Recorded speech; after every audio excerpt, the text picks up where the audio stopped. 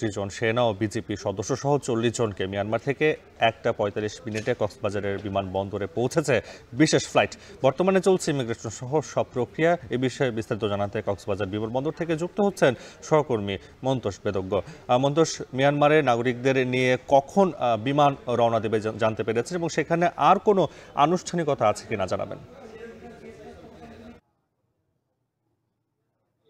নাফি, বিকেল 2:45টার দিকে এই মিয়ানমার থেকে আসা ফ্লাইটটি রওনা হওয়ার কথা রয়েছে।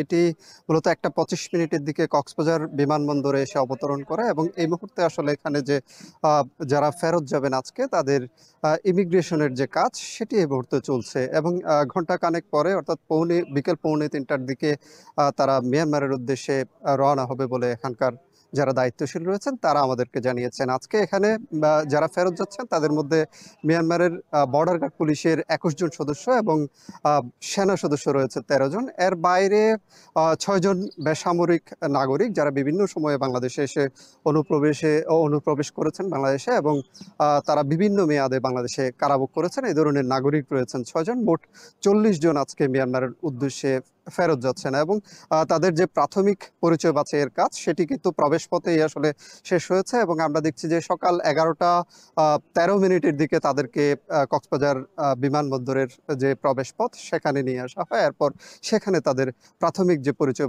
যাচাই বাছাইয়ের কাজ সেটি চলে। এরপর তাদেরকে বিমানবন্দরের যে যাত্রীদের বসার জন্য যে ব্যবস্থা সেখানে তাদেরকে নেওয়া হয়েছে এবং বিমানটি যেহেতু ইতিমধ্যে এসে পৌঁছেছে সেটিতে করে ফিরে যাওয়ার যে প্রস্তুতি সেটি এই মুহূর্তে চলছে এবং কিছুক্ষণ আগে বিজিবির কর্মকর্তাদের পক্ষ থেকে আমাদের সাথে কথা বলা হয়েছে। তারা যেটি জানিয়েছেন যে এ পর্যন্ত 810 জনকে তারা মিয়ানমারে ফেরত পাঠিয়েছেন। আজকের যে 34 জন তারা সহ মোট 910 জন মিয়ানমারের বিজিপি এবং সেনা সদস্য আজকে ফেরত যাচ্ছেন। আজকে পঞ্চম ধাপে তাদেরকে মূলত ফেরত নেওয়া হচ্ছে। নাফি, এই ছিল কক্সবাজার থেকে সবশেষ। মিয়ানমার থেকে পালিয়ে আসা 34 জন সেনা ও বিজিবি সদস্য সহ 40 জনকে আজকে মিয়ানমারে পাঠানো হচ্ছে, সে খবর জানাতে কক্সবাজার বিমানবন্দর থেকে যুক্ত ছিলেন মন্তোষ বেদজ্ঞ। এদিকে